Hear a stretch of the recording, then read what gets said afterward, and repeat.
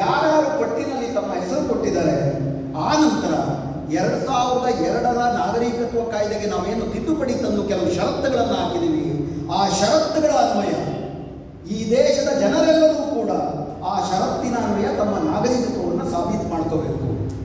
ಆಗ ಯಾರ್ಯಾರು ಸಾಬೀತು ಮಾಡ್ಕೊಳ್ತಾರೆ ತಮ್ಮ ನಾಗರಿಕತ್ವವನ್ನು, ಅವರನ್ನ NPR ಪಟ್ಟಿಯಿಂದ ತೆಗೆದು NRC ಅಂತ ಇನ್ನೊಂದು ಪಟ್ಟಿ ಮಾಡ್ತೀವಿ, ನ್ಯಾಷನಲ್ ರಿಜಿಸ್ಟರ್ ಆಫ್ ಸಿಟಿಜನ್ಸ್. ಇದು ಪಾಪ್ಯುಲೇಷನ್, ಇದು ಸಿಟಿಜನ್. ನೀವು ಪಾಪ್ಯುಲೇಷನ್ ಇಂದ ಸಿಟಿಜನ್ ಆಗಿ ಗ್ರಾಜ್ಯುಯೇಟ್ ಆಗಬೇಕು ಅಂತಂದ್ರೆ ವಾಜಪೇಯಿ ಸರ್ಕಾರ ಕೆಲವು ಅಗ್ನಿ ಪರೀಕ್ಷೆಗಳನ್ನು ನಿಮ್ಗೆ ಹೇಳುತ್ತೆ. ಆ ಅಗ್ನಿ ಪರೀಕ್ಷೆಯಲ್ಲಿ ಪಾಸ್ ಆಗೋರು ಸಿಟಿಜನ್ಸ್. ಉಳಿದವರು ಯಾರು ಆ ಅಗ್ನಿ ಪರೀಕ್ಷೆಯಲ್ಲಿ ಪಾಸ್ ಆಗೋದಿಲ್ಲ ಅವರು ಡೌಟ್ಫುಲ್ ಸಿಟಿಜನ್ಸು, ಅವರನ್ನು ನಾವು ಹೊರಗಿಡ್ತೀವಿ, ದೇಶದಿಂದ ಹೊರಗಾಗ್ತೀವಿ. ಇದು 2002ರ ನಾಗರಿಕತ್ವ ಕಾಯ್ದೆಗೆ ಆದಂಥ ತಿದ್ದುಪಡಿ. ಅದಾದಮೇಲೆ 2004ರಲ್ಲಿ UPA ಸರ್ಕಾರ ಬಂತು. 2014ರ ತನಕ UPA ಸರ್ಕಾರ ಇತ್ತು, ಅದನ್ನು ಜಾರಿಗೆ ತರಕ್ಕಾಗಲಿಲ್ಲ. ಕಾಂಗ್ರೆಸ್ ಸರ್ಕಾರ ಈ ಕಾಯ್ದೆಯನ್ನು ರದ್ದು ಮಾಡಿ, ಅದು ಬೇರೆ ಪ್ರಶ್ನೆ, ಬೇರೆ ಏನೋ ಮಾಡಿ ಈ ಕಾಯ್ದೆ ರದ್ದು ಮಾಡಿ ನಿಯಮವನ್ನು ತಿದ್ದುಪಡಿ ತರಲಿ. 2014ರಲ್ಲಿ ಮೋದಿ ಸರ್ಕಾರ ಬಂತು. ಆಗ ಈ ಕಾಯ್ದೆಯನ್ನು ಮುಂದುವರಿಸಿ ನಿಮ್ಮೆಲ್ಲರಿಗೂ ಕೂಡ ಜ್ಞಾಪಕ ಇರುವುದು 2019ರಲ್ಲಿ ಸಿಟಿಜನ್ಶಿಪ್ ಅಮೆಂಡ್ಮೆಂಟ್ ಆಕ್ಟ್ CAA ಅಂತ ಒಂದು ತಂದರು. ಅದರ ಮೂಲಕ ಧರ್ಮಾಧಾರಿತವಾಗಿ, ಧರ್ಮಾಧಾರಿತ ಅಂತಂದ್ರೆ ಏನು ಹೇಳ್ದಂಗಲ್ಲ, ಮುಸ್ಲಿಮೇತರರಿಗೆ ಮಾತ್ರ ಅಫ್ಘಾನಿಸ್ತಾನ, ಪಾಕಿಸ್ತಾನ, ಬಾಂಗ್ಲಾದೇಶದಿಂದ ಅಕ್ರಮವಾಗಿಯೇ ನಮ್ಮ ದೇಶಕ್ಕೆ ಬಂದಿದ್ದರು ಅವ್ರಿಗೆ ನಾಗರಿಕತ್ವ ಕೊಡ್ತೀವಿ, ಹಾಗೂ NRC ಮಾಡ್ತೀವಿ ಅಂತ ಶುರು ಮಾಡಿ.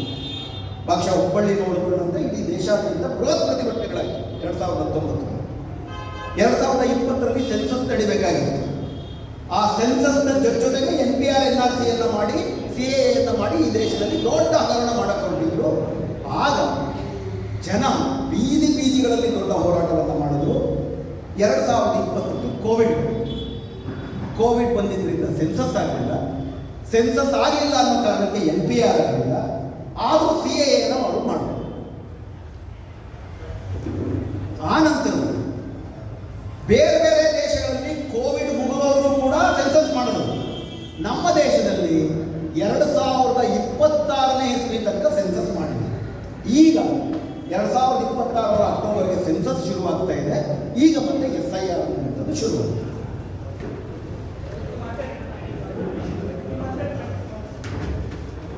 ಸೊ ಏನು ಹೇಳಿದ್ರು ರಾಕೇಶ್ ದ್ವಿವೇದಿ ಅವರು ಜನವರಿ 22ನೇ ತಾರೀಕು ಅಂತಂದ್ರೆ 2002ರಲ್ಲಿ ಈ ಕಾಯ್ದೆಗೆ ತಿದ್ದುಪಡಿ ಬಂದ ಮೇಲೆ, ವಾಜಪೇಯಿಯವರು ನಾಗರಿಕತ್ವ ಕಾಯ್ದೆಗೆ ತಿದ್ದುಪಡಿ ತಂದ ಮೇಲೆ ನಮ್ಮ ದೇಶದಲ್ಲಿ SIR ಮಾಡಿಲ್ಲ. ಹೀಗಾಗಿ ನಾವು ಈ SIR ಅನ್ನ, ಚುನಾವಣಾ ಆಯೋಗದ ವಾಕ್ಯವನ್ನೇ ಹೇಳ್ತೀನಿ, we have decided to use this SIR to examine the citizenship of the citizens of this country. ನಾವು ಈ SIR ಪ್ರಕ್ರಿಯೆಯನ್ನ ಭಾರತದ ಸಕಲ ನಾಗರಿಕರ ನಾಗರಿಕತ್ವವನ್ನು ಪರಿಶೀಲನೆ ಮಾಡಲು ಬಳಸಿಕೊಳ್ಳುತ್ತೇವೆ. ಸ್ಪಷ್ಟವಾಗಿ ಹೇಳಿದೆ. ಯಾವ ಕಥೆನೂ ಬೇಕಾಗಿಲ್ಲ. ನೋಡಿ ಹಾಗಂತೆ ಹೀಗಂತೆ ಅಂತ ಹೇಳೋದು ಬೇಕು. ಅವ್ರಂಗೆ ಹೇಳಿದ್ಮೇಲೆ ಸಂಗಮೇಶ್ ಅವ್ರು ಹೇಳಿದಾಗೆ ಸುಪ್ರೀಂ ಕೋರ್ಟ್ನವ್ರು ನಿಮ್ಗೆ ತಾಕತ್, ನಿಮ್ಗೆ ಅಧಿಕಾರ ಇದೆಯಾ ಅಂತ ಕೇಳಬೇಕಾಗಿತ್ತು. ಅವ್ರು ಬಾಯಿ ಮುಚ್ಕೊಂಡು ಕೂತ್ಕೊಂಡು ಬೇರೆ. ಹೀಗಾಗಿ ಸ್ನೇಹಿತರೆ, ಮೊಟ್ಟ ಮೊದಲನೇ ವಿಷಯ ನಾವು ಅರ್ಥ ಮಾಡ್ಕೋಬೇಕಾಗಿರೋದು, SIR ಅಂದರೆ ಸಮರಿ ರಿವಿಷನ್ ಅಲ್ಲ, ಇಂಟೆನ್ಸಿವ್ ರಿವಿಷನ್ ಅಲ್ಲ, ಸ್ಪೆಷಲ್ ಇಂಟೆನ್ಸಿವ್ ರಿವಿಷನ್ ಅಂದರೆ ಕೇವಲ ಮತಪಟ್ಟಿ ಪರಿಷ್ಕರಣೆಯೂ ಅಲ್ಲ. SIR ಅಂದರೆ ಈ ದೇಶದ 145 ಕೋಟಿ ಜನರ ನಾಗರಿಕತ್ವ ಪರಿಶೀಲನೆ. ಇದು ಸ್ಪಷ್ಟವಾಗಿ ನಾವು ಅರ್ಥ ಮಾಡ್ತೀವಿ. ನಾಗರಿಕತ್ವ ಪರಿಶೀಲನೆ.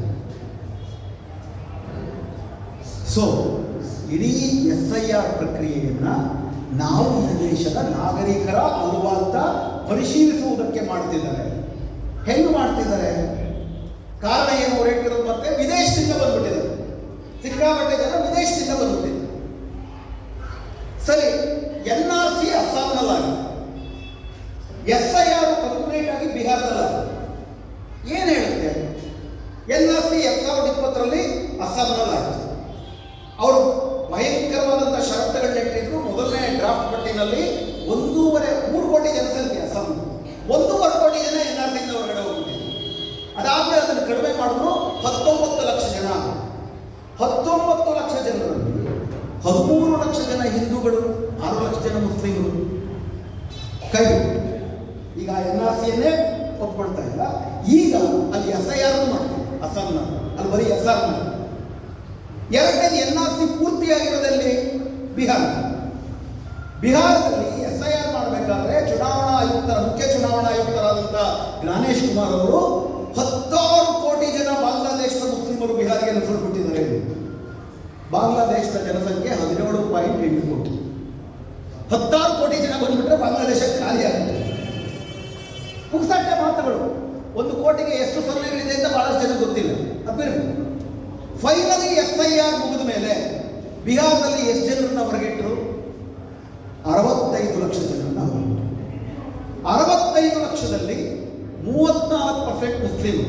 ಬಿಹಾರದಲ್ಲಿ ಮುಸ್ಲಿಮರ ಜನಸಂಖ್ಯೆ 17%, ಆದರೆ 65 ಲಕ್ಷದಲ್ಲಿ 34% ಮುಸ್ಲಿಂ. 65 ಲಕ್ಷದಲ್ಲಿ 35% ಅಂತಂದರೆ ಒಂದು 20 ಲಕ್ಷದಷ್ಟು ಮುಸ್ಲಿಮರು, 15 ಲಕ್ಷದಷ್ಟು ಮುಸ್ಲಿಮರು. ಇನ್ನು 40 ಲಕ್ಷ ಯಾರು? ಇನ್ನು 40 ಲಕ್ಷ ಯಾರು? ಅವರು ಆದಿವಾಸಿಗಳು, ದಲಿತರು, ಎಲ್ಲ ಜಾತಿ ಧರ್ಮಗಳಿಗೆ ಸೇರಿದ ಮಹಿಳೆಯರು. ಇವರೆಲ್ಲ ವಿದೇಶದಿಂದ ಬಂದಿದ್ದಾರೆ. ಆ 15 ಲಕ್ಷ ಜನ ಮುಸ್ಲಿಮರು, ಅವರು ವಿದೇಶದಿಂದ ಬಂದಿದ್ದಾರೆ. ಮೊನ್ನೆ ತಮಿಳುನಾಡಿನಲ್ಲಿ ಲಿಸ್ಟ್ ಅನೌನ್ಸ್ ಮಾಡಿದರು. 74 ಲಕ್ಷ ಜನ ತಮಿಳುನಾಡಿನಲ್ಲಿ SIR ಹೊರಗಿದೆ. 94 ಇದೆ, ಈಗ 74 ಇದೆ. ಯಾಕೆ ಹೊಸದಾಗಿ ಒಂದು 20 ಲಕ್ಷ ಸೇರಿಸ್ಕೊಂಡು ಯುವಕರನ್ನ ಸೇರಿಸಿದ್ರೆ 74 ಲಕ್ಷ. ಉತ್ತರ ಪ್ರದೇಶದಲ್ಲಿ ಏಪ್ರಿಲ್ ತನಕ ಅವರು ಮಾಡೋದಿಲ್ಲ, ಆದರೆ ಒಂದು ಅಂದಾಜಿನ ಪ್ರಕಾರ 3 ಕೋಟಿ ಜನ.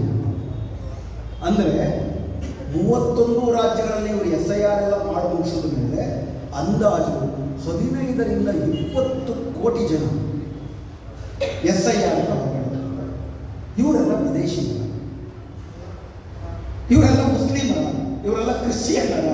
ನಿಮ್ಮ ಲೆಕ್ಕಕ್ಕೆ ಬರೋದಾದ ಈ ದೇಶದಲ್ಲಿ 100 ವರ್ಷಗಳಿಂದ ಕ್ರಿಶ್ಚಿಯನ್ನರು, ಮುಸ್ಲಿಮರು ಎಲ್ಲ ಸೇರಿ ಕಟ್ಟಿದ್ದೀವಿ. ಅವ್ರು ಯಾರು ವಿದೇಶಿಯರಲ್ಲ. ನಿಮ್ಮ ಲೆಕ್ಕದ ಪ್ರಕಾರ ಮುಸ್ಲಿಮರೆಲ್ಲ ವಿದೇಶಿಯರೇ ಅಂತ ಇಟ್ಕೊಂಡ್ರು ಕೂಡ ಇಡೀ ನಿಮ್ಮ 15ರಿಂದ 20 ಕೋಟಿ 1 ಕೋಟಿ ಜನ ಮುಸ್ಲಿಮರು. 14 ಕೋಟಿ ಜನ ಯಾರು?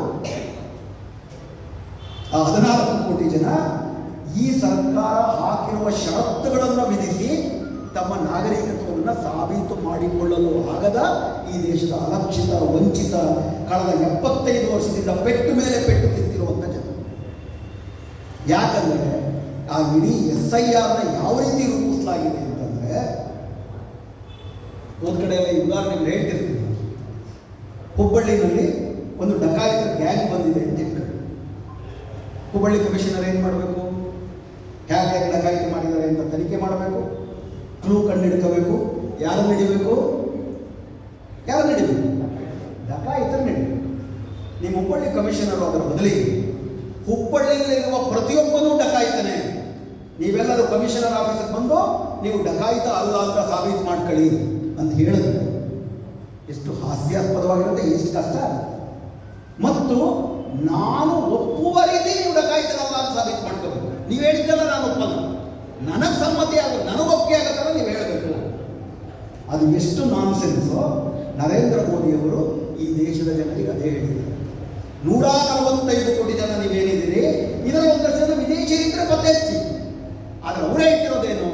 145 ಕೋಟಿ ಜನರು ಕೂಡ ಸಂಭವನೀಯ ವಿದೇಶಿಯರೇ, ಪೊಟೆನ್ಷಿಯಲ್ ಫಾರಿನರ್ಸ್. ನೀವೇನು ಮಾಡಬೇಕು? ನಾವು ನಿಗದಿ ಮಾಡಿದ್ದೀವಿ ಕೆಲವು ದಾಖಲೆಗಳನ್ನು, ಅದನ್ನು ನಮಗೆ ತೋರಿಸಿ ನೀವು ವಿದೇಶಿಯವರಲ್ಲ ಅಂತ ಸಾಬೀತು ಮಾಡ್ಕೋಬೇಕು. ಆದ್ದರಿಂದ ಸ್ನೇಹಿತರೆ, ಇದು ಕೇವಲ ಮುಸ್ಲಿಂ ವಿರೋಧಿ ಅಲ್ಲ, ಕೇವಲ ಮತಪಟ್ಟಿ ಪರಿಷ್ಕರಣೆ ಅಲ್ಲ, ಇದು ಈ ದೇಶದ ವಂಚಿತ, ಅಲಕ್ಷಿತ, ಬಹುಸಂಖ್ಯಾತ ಜನರ ಅಗ್ನಿ ಪರೀಕ್ಷೆಯನ್ನು ಹುಟ್ಟಿದೆ. ಹಿಟ್ಲರ್ ಕಾಲದಲ್ಲಿ ಜರ್ಮನಿಯಲ್ಲಿ ಪ್ರಜಾತಂತ್ರ ಕಿತ್ತಾಕಿದ್ರು. ಪ್ರಜಾತಂತ್ರದಲ್ಲಿ ಸಾಮಾನ್ಯವಾಗಿ ನಾವೇನು ಮಾಡ್ತೀವಿ? ಜನರು ಸರ್ಕಾರವನ್ನು ಆಯ್ಕೆ ಮಾಡ್ತೀವಿ. ಹಿಟ್ಲರ್ ಏನು ಮಾಡ್ದ? ಸರ್ಕಾರವೇ ಜನರನ್ನು ಆಯ್ಕೆ ಮಾಡುತ್ತೆ. ಮುಂದೆ ಯಾರು ಓಟ್ ಹಾಕಬೇಕು ಅಂತ ಅವ್ರು ತೀರ್ಮಾನ ಮಾಡ್ತಾರೆ. ಸೊ ಈ ಮೋದಿ ಸರ್ಕಾರ ಯಾರು ಓಟ್ ಹಾಕಬೇಕು ಅಂತ ಅವರು ತೀರ್ಮಾನ ಮಾಡ್ತಾರೆ. ಯಾರಿಲ್ಲ ಅಂದ್ರೆ ಓಟ್ ಹಾಕಲ್ಲ.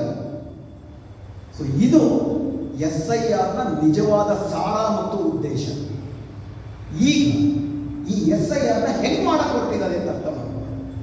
ಉದ್ದೇಶ 145 ಕೋಟಿ ಜನರ ನಾಗರಿಕತ್ವ ಪರಿಶೀಲನೆ, ಮತಪಟ್ಟಿ ಪರಿಷ್ಕರಣೆ ಅಲ್ಲ. 18 ವರ್ಷ ತುಂಬಿದೆಯಾ, ಯಾರಾದರೂ ಸತ್ತೋಗಿದಾರಾ, ಕಾನ್ಸ್ಟಿಟ್ಯೂನ್ಸಿ ಬದಲಾಯಿಸಿದಾರಲ್ಲ, ಅದನ್ನು ಕೇಳ್ತೀವಿ. 145 ಕೋಟಿ ಜನರ ಭಾರತೀಯತ್ವವನ್ನು ಹೆಂಗೆ ಪರಿಶೀಲಿಸ್ತಾರೆ ಅಂದರೆ 2 ಹಂತಗಳಲ್ಲಿ ಮಾಡ್ತಾರೆ. ಮೊದಲನೇದು SIR ಪೂರ್ವದ ಹಂತ, ಆಮೇಲೆ SIRನ 2 ಹಂತದಲ್ಲಿ ಮಾಡ್ತಾರೆ. SIR ಪೂರ್ವ ಹಂತವನ್ನು ಏನಂತಾರೆ, ಮ್ಯಾಚಿಂಗ್ ಮತ್ತು ಮ್ಯಾಪಿಂಗ್ ಅಂತ ಕರೀತಾರೆ.